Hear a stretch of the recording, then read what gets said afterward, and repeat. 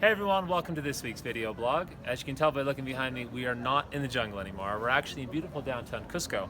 But we're not here for vacation. We're actually here because tomorrow morning we're going to be heading off to one of our Andean research sites, Mayo. Mayo is located about 13 kilometers away from Machu Picchu. We're going to be there for about 10 days doing some really interesting work, and we'll have more information about that in future blogs. Now, before we came here, we were busy, as always, in the jungle. Judith has been busy scouting out 2 different lakes for potential research projects in the future. She's going to have an update about that. But before that, I want to go over the highlights we've had this week with our other projects, including our avian research team, which had a really interesting catch in our nets. And also, we've been participating in a very important project relating to mercury levels. So we're going to give you some more information about that right now. As many of you may know, illegal gold mining here in the Peruvian Amazon is a major threat to wildlife and human health as well.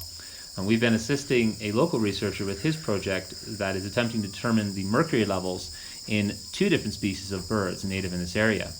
Now, we were very lucky this past week to catch many Bantle manakins, including this beautiful adult male and also an adult female, which you could tell was adult because of the obvious brood patch she had. Now, catching adult birds is very valuable for this study because they would, of course, have the highest levels of mercury concentrated in their bloodstream. However, the highlight for everyone on the bird team was undoubtedly this curl-crested arsari, a stunning bird which is very rarely caught in our nets because they're normally up in the canopy. Now, this bird was exciting for everyone, but probably most exciting for Hiria, who is actually the newest member of our team. She's been with us now for just over a month, and she's done a lot of banding in the north of Peru, and this is the first time she's ever caught this species. Now, I'm going to turn it over now to Judith, who's joined by a few special guests, and she has some more information about 2 recent visits to local lakes. Thanks, Chris.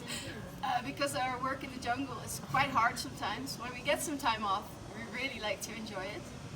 Last week was one of those weeks. Because of the size of the research concession, it's 2,500 hectares.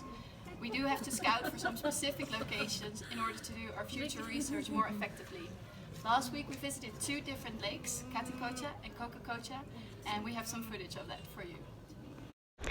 Both lakes are located within the National Reserve at about a 3 to 5 hour hike from the lodge. The trails there are not always well maintained, so using a GPS and a machete is a necessity at times. Lakes are often hotspots of biodiversity as many animals come for a drink and to fish, and because we want to see the diurnal and nocturnal species, the species that are active during the day and other species that are active during the night, and also because the hike is long, we usually camp overnight. Camping in the jungle can be quite difficult, uncomfortable and strenuous, but it is very rewarding, fun, and it's also very important to evaluate the current condition of these lake habitats. Alright, well that's it for this week's video blog. Our time here in Cusco has been short but sweet, as you can tell. But we're about to get in a car and head to our next research site, Mayo. Now, it's about a 5.5 hour drive northwest of Cusco, and we've got some really cool and exciting adventures planned for there. Now, hopefully we're going to be able to tell you all about that next week in our video blog, assuming we can find a Wi-Fi signal in the middle of the Andes. Now, don't forget to follow Fauna Forever on Instagram and Facebook, and check out our website, faunaforever.org.